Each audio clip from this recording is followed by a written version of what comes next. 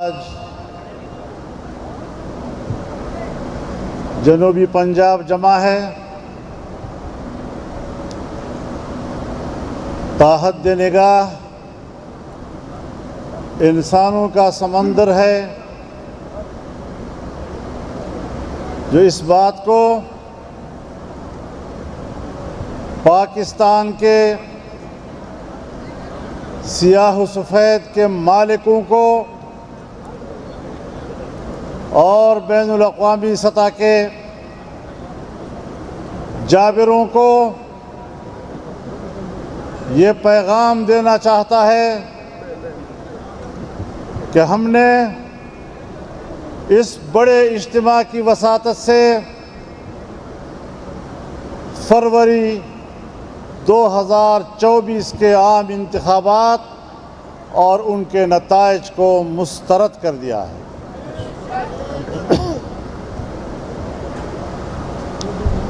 Vote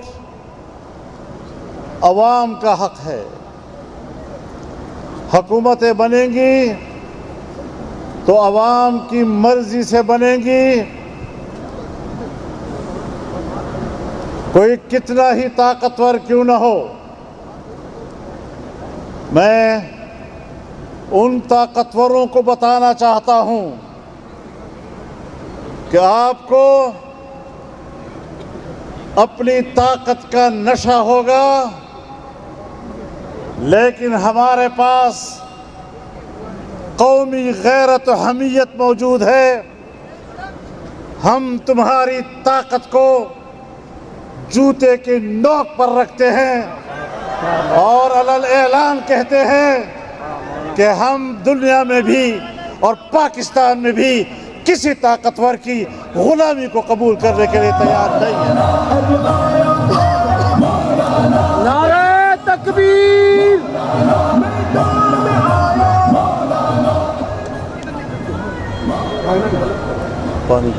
پانی دو، hello پانی دو بھائی۔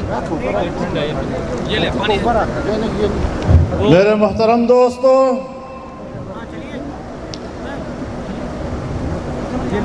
یہ نہیں ہو سکتا کہ تم عوام کے حق سے مذاق کرتے رہو، عام شہری کا مذاق اڑاتے رہو اور اپنے بڑے بڑے محلات میں ٹانگ پہ ٹانگ ڈال کر یہ کہتے رہو کہ ان کی کیا حیثیت ہے، ان کے ووٹ کی کیا حیثیت ہے۔ آج یہ جلسہ آپ کو بتا رہا ہے کہ ان کے ووٹ کی حیثیت کیا ہے۔ ان اسمبلیوں کو ہم اسٹیبلشمنٹ کی اسمبلیاں کہتے ہیں، یہ عوام کی نمائندہ نہیں، اور نہ ہم ان کو عوام کا نمائندہ ادارہ تسلیم کرنے کو تیار ہیں۔ لہٰذا اب ہم نے چلنا ہے، ہم نے آگے سفر کرنا ہے۔ ہمت ہے یا تھک گئے ہو؟ اس سفر میں اگر جیل آئے تو بھریں گے، اور جیل سے آگے اگر قبر کا مرحلہ آئے گا تو اس مرحلے کو بھی انتہائی خندہ پیشانی کے ساتھ قبول کریں گے۔ قائد تیرا ایک اشارہ، حاضر حاضر خون ہمارا۔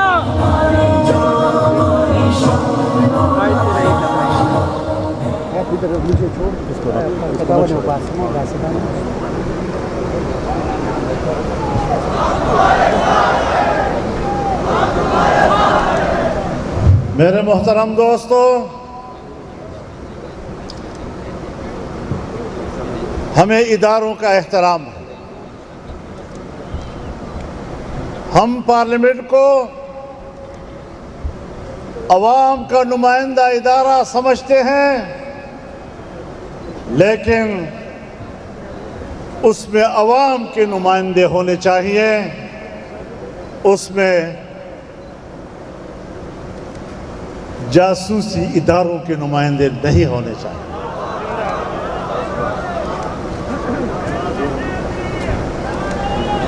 ہم فوج کا احترام کرنا چاہتے ہیں، وہ ہماری دفاعی قوت ہے،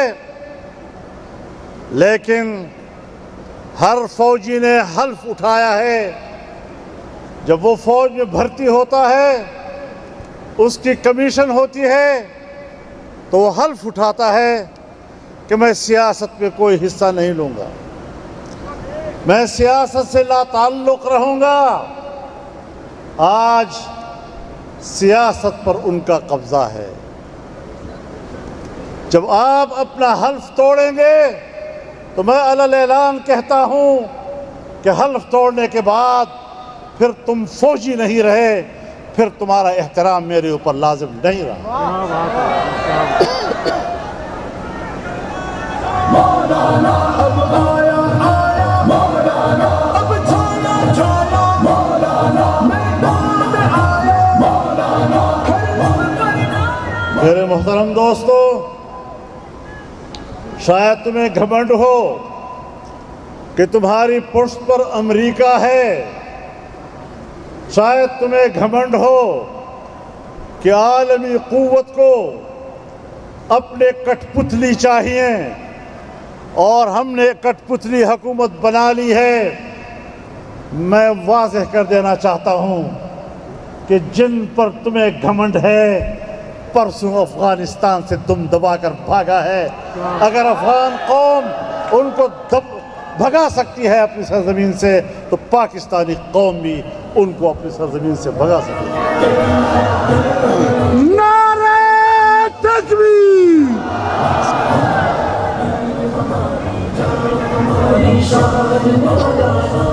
میرے محترم دوستو،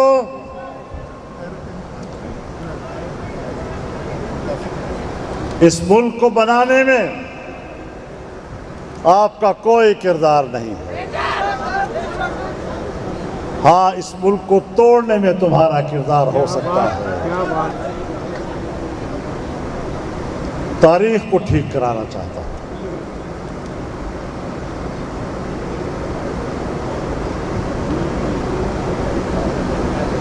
ذرا تاریخ کے اوراق کو پلٹیے اور ان اجتماعات کو روایتی اجتماع مت سمجھیے۔ یہ لوگ صرف ایک جلسہ کرنے کے لیے اکٹھے نہیں ہوئے، یہ انقلابی جذبے کے ساتھ اکٹھا ہیں اور سیاسی میدان میں آپ کا مقابلہ کرنا چاہتے ہیں، اور سیاسی میدان میں آپ کا مقابلہ کرنا جانتے بھی ہیں۔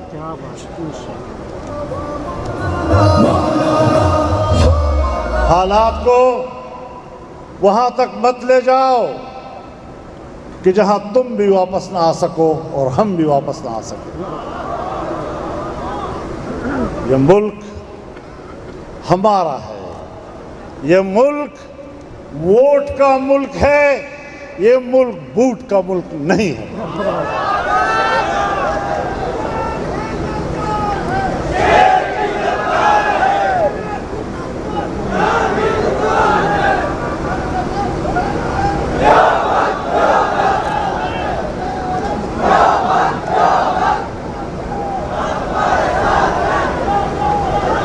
ایک زمانہ تھا جنرل مشرف پاکستان کے ڈکٹیٹر تھے، ایک دفعہ مجھے کہنے لگے کہ مولانا صاحب مان جاؤ نا، امریکہ آقا ہے، ہم ان کے غلام ہیں نا۔ میں نے کہا جنرل صاحب یہ تو میں مانتا ہوں کہ امریکہ آقا ہے، لیکن کردار دو ہیں، ایک تیرے آباء و اجداد کا کردار جس نے آقا کے سامنے سجدہ کیا، اور ایک میرے آباء و اجداد ہیں جنہوں نے ان کی خدائی اور آقائیت کا انکار کر کے اپنے سر تو کٹوا دیے لیکن جھکنے کے لیے تیار نہ ہوئے۔ تجھے اپنے آباء و اجداد کی تاریخ مبارک، مجھے اپنے اکابر و اسلاف کی تاریخ مبارک۔ نعرہ تکبیر!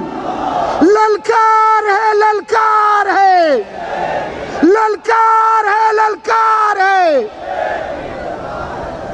میرے محترم دوستو،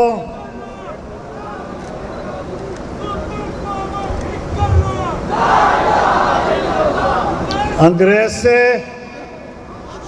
آزادی حاصل ہی ہوئی، انگریز سے آزادی تم نے حاصل نہیں کی۔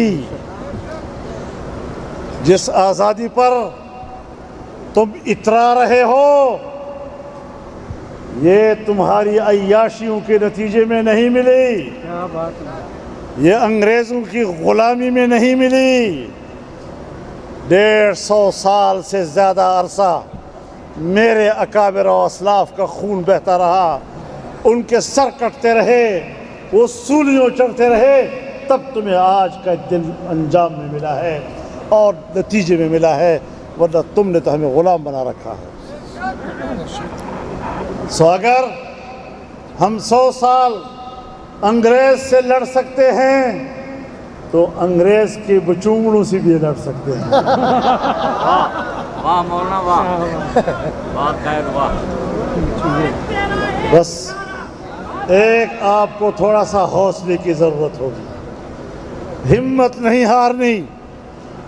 پارلیمنٹ کی طرف مت دیکھو کہ وہاں کتنے لوگ بیٹھے ہیں اور کتنے نہیں، اس میدان میں دیکھو کون بیٹھا ہے اور کتنے بیٹھے ہیں۔ واہ واہ، بہت خوب۔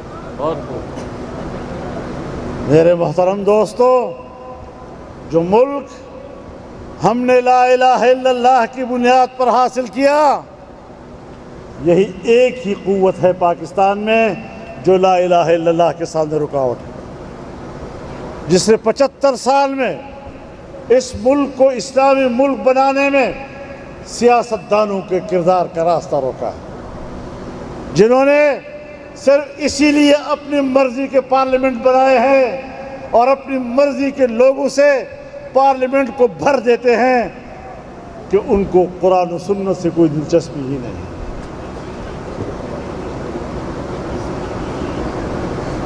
اگر لا الہ الا اللہ کے ساتھ 75 سال تک ہم نے یہ کھلواڑ کیا ہے تو آپ بتائیں کہ کوئی خدا کے سامنے بھی پیش ہونے کا آپ کا ایمان ہے؟ تم نے اسلام سے غداری کی۔ آج بھی سپریم کورٹ میں یہی مقدمہ چل رہا ہے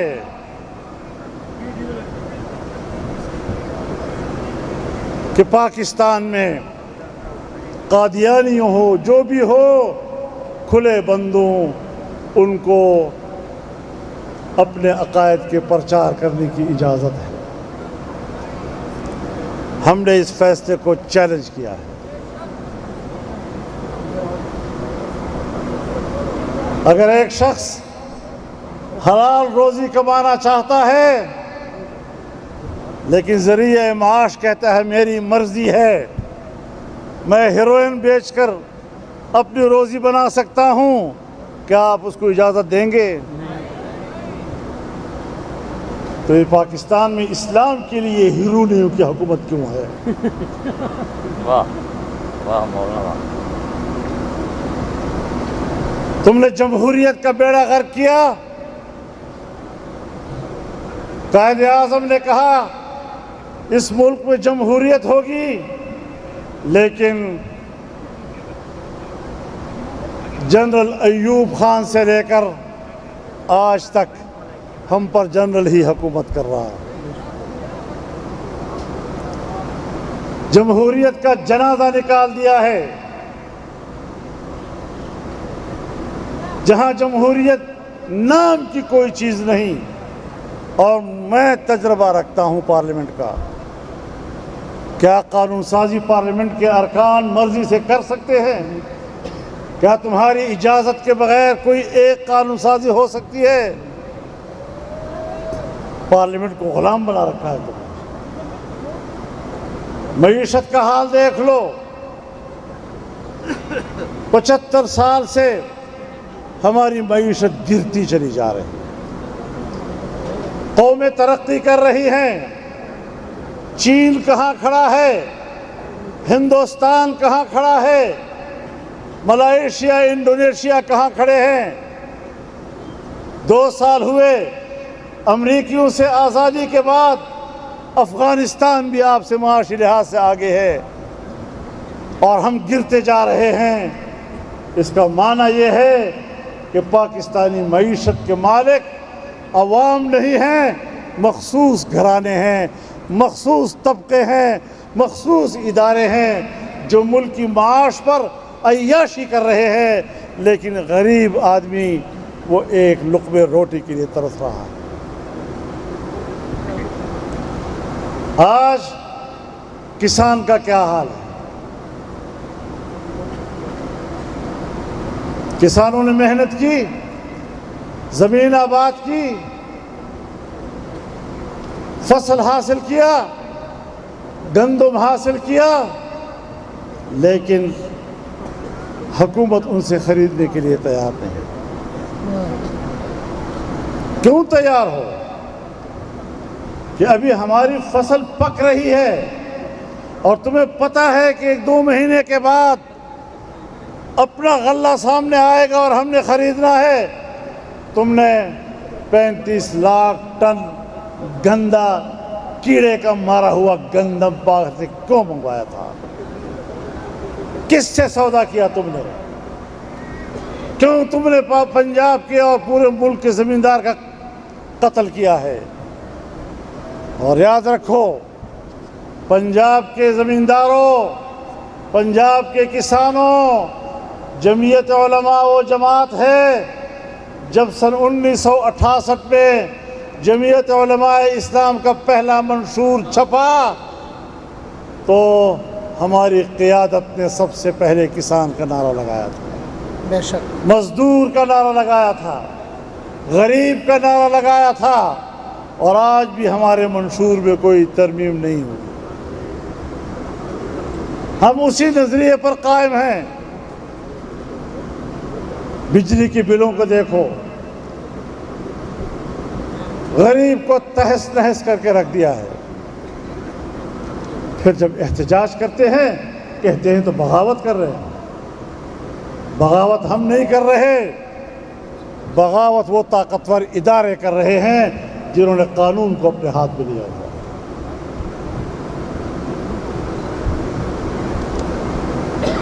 کسی زمانے میں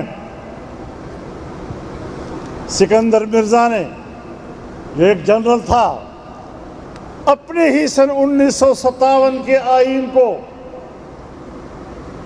کچرا کہا تھا، اپنے ہی آئین کو کہا یہ کیا کچرا ہے۔ پھر جنرل ضیاء الحق صاحب آئے اور انہوں نے کہا یہ کیا آئین ہے، 2 ورقے ہیں ادھر پھینک دو۔ پھر مشرف آیا، اس نے آئین میں ناجائز ترامیم کرنے کی کوشش کی، لیکن میرے محترم دوستو، ہمارا ہدف واضح ہے کہ ہم عوام کو ان کا حق واپس دلائیں گے، بے شک انشاءاللہ۔ لیکن یاد رکھو اپنے حق کے لیے خود لڑنا ہوگا، اور ہم ان طاقتور قوتوں کو بتا دینا چاہتے ہیں کہ اپنا حق تم سے بھیک مانگ کر نہیں لینا، تم سے جنگ لڑ کر حاصل کرنا ہے۔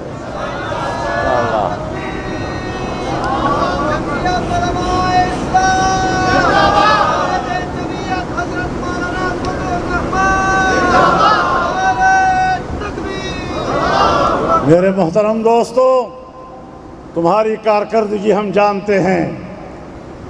تم نے 1910 سے لے کر آج تک دہشت گردی کے مقابلہ کرنے اور اس کے خاتمہ کرنے کے لیے اداروں کو جھونک دیا، لیکن کیا آج اس سے کہیں زیادہ دہشت گردی نہیں ہے؟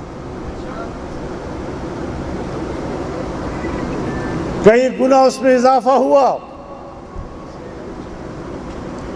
اب پردہ چھپاتے ہیں، افغانستان کی حکومت ذمہ دار ہے پاکستان میں دہشت گردی کے لیے. کیوں بھائی؟ اس لیے کہ دہشت گرد وہاں سے آتے ہیں. بھائی وہاں سے آتے ہیں تو سرحد عبور کر کے آتے ہیں، تو پھر سرحد پر تم کہاں ہو، کیوں نہیں روک سکے؟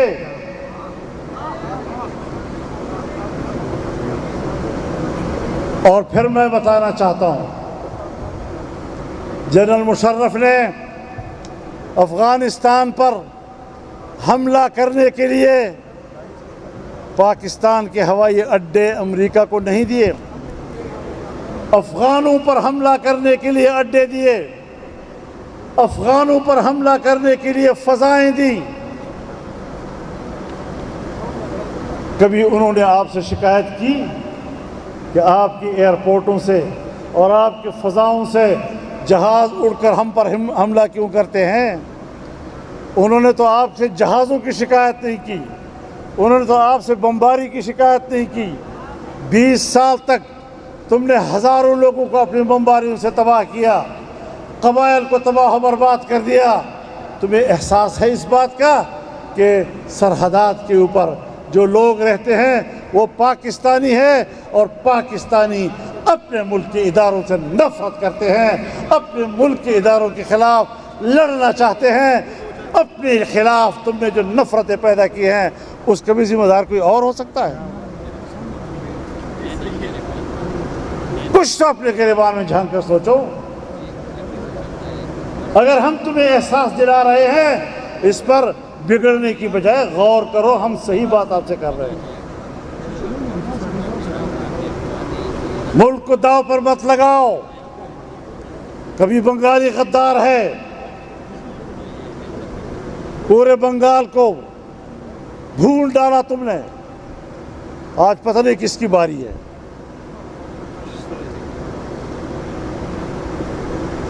کس کو سزا ملے گی؟ اور وفاداریوں کے روپ میں اور ریاست کے لبادے میں کسی کو غدار کہنے کی کوشش نہ کیا کرو. جو بھی ہوگا اس کے ذمہ دار خود تم ریاستی ادارے ہو. ذرا اپنے کردار پر نظر رکھو. دفاع ہو سکتا ہے، دفاعی قوت ہماری اچھی ہے، لیکن وہ دفاع کرتی نہیں ہے، وہ سیاست کرتی ہے. امن و امان تباہ ہوتا جا رہا ہے.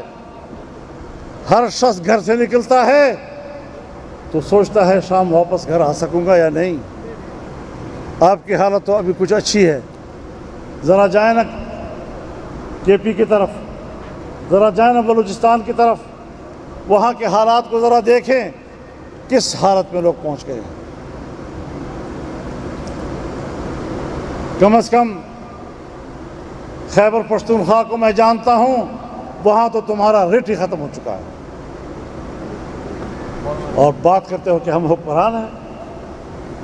ملک کو ٹھیک کرنا ہے، یکجہتی پیدا کرنی ہے، آئین پہ عمل کرو، اسلامی نظام لانا ہوگا، ورنہ آئین کا تقاضا پورا نہیں ہوگا. آئین کے تحت دیے ہوئے جمہوریت کو ملک پہ لانا ہوگا، ورنہ آئین کا تقاضا پورا نہیں ہوگا. آئین کے مطابق لوگوں کو انسانی حق دینے ہوں گے، ورنہ آئین کا تقاضا پورا نہیں ہوگا. لوگوں کی معاشی ضرورتوں کو پورا کرنا ہوگا، ورنہ آئین کا تقاضا پورا نہیں ہوگا. اور یاد رکھو، آئین پاکستان پورے ملک کے تمام قومیتوں اور ہر فرد کے درمیان ایک میثاق ملی کی حیثیت رکھتا ہے. اگر یہ میثاق ختم ہو گیا تو پھر ملک کو ایک نہیں رکھا جا سکے گا. تم طاقت کے ذریعے ملک کو ایک نہیں رکھ سکو گے. آج بھی آپ کے پنجاب سے بھی شکایتیں آ رہی ہیں، کوئی ادارہ بنایا ہوا ہے CTD کا، 4 شیڈول میں علماء کو ڈالتے ہیں. 4 شیڈول تھانے کے اندر کے بدماشوں کے خلاف بنا تھا. اس بدماش کا تصویر تھانے میں لٹکتی تھی. وہ تھانے سے باہر جاتا تھا تو تھانے کو آگاہ کر کے جاتا تھا. آج اس بدمعاش کا قانون شرفاء طبقے علماء کرام کے خلاف استعمال ہو رہا ہے. علماء نے قیام امن میں تیرا ساتھ دیا ہے، یہ گناہ کیا ہے. میرے مدرسے نے آپ کو سپورٹ کیا ہے، وہ آئین کے ساتھ کھڑا ہے، قانون کے ساتھ کھڑا ہے، ملک کے ساتھ کھڑا ہے. کیا یہی گناہ ہے اس کا؟ لیکن یاد رکھو، 4 شیڈول ہمارا راستہ نہیں ہو سکتا. بے شک. کچھ دن پہلے ہمارے ایک ضلع کے ذمہ دار کے خلاف اس بات پر FIR درج ہوا کہ وہ مظفر گڑھ کی عوامی اسمبلی کے لیے لوگوں کو دعوت دے رہا تھا. اب تم نے ایک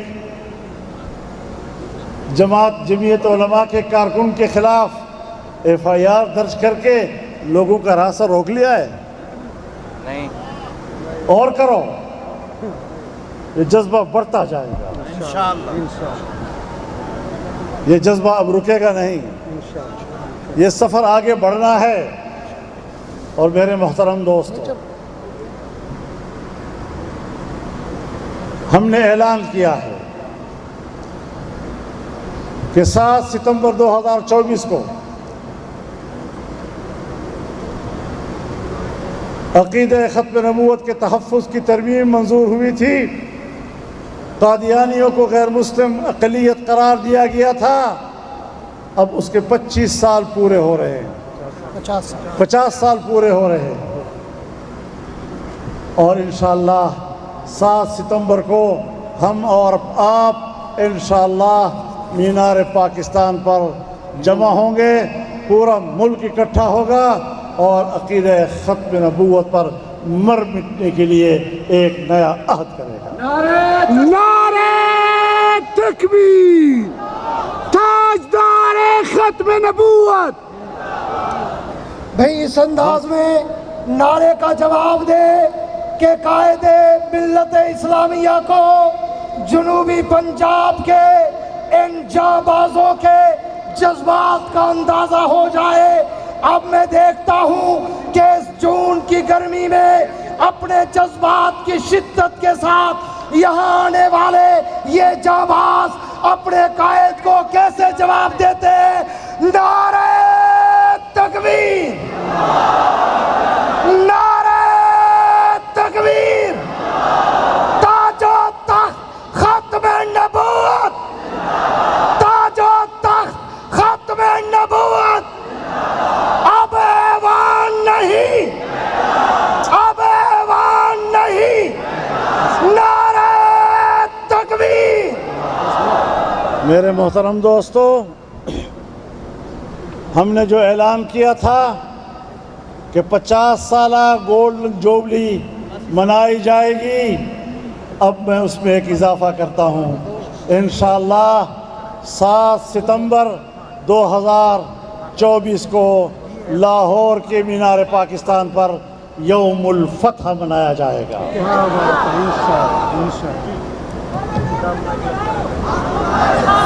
نہیں رکتا کسی اغیار کے آگے، نہیں جھکتا نہیں دکھتا وہ جو ظلم کے آگے. اور جو مقدمہ اس وقت سپریم کورٹ میں زیر سماعت بلکہ فیصلہ غیر محفوظ کر دیا گیا ہے، مجھے توقع ہے عدالت عظمیٰ سے کہ وہ قوم کو شاہراہ دستور پر جمع ہونے پہ مجبور نہیں کرے گی.